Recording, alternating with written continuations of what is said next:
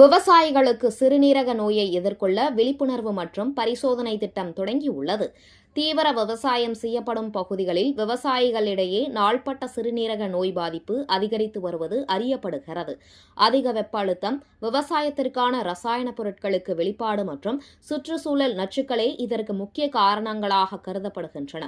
Kaveri delta மாவட்டங்களில் நாள்பட்ட சிறுநீரக நோய்க்கான காரணிகளை ஆரம்ப நிலையிலேயே கண்டறியவும், விவசாயிகளிடையே விழிப்புணர்வை ஏற்படுத்தி இந்நோய் வராமல் தடுப்பதற்கான நடவடிக்கைகளை ஊக்குவிக்கவும் உலக சிறுநீரக தினத்தை முன்னிட்டு தஞ்சாவூரில் தனியார் மருத்துவமனை இச்சிறப்பு திட்டத்தை தொடங்கியுள்ளது.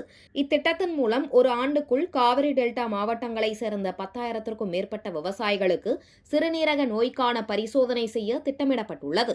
டயாலிசிஸ் கம்மியாகிறது மூலமா 150 லிட்டர் ஒரு மணி நேரத்துக்கு வாட்டர் யூஸ் பண்றது ரிசோர்சஸ் கம்மியாகும்.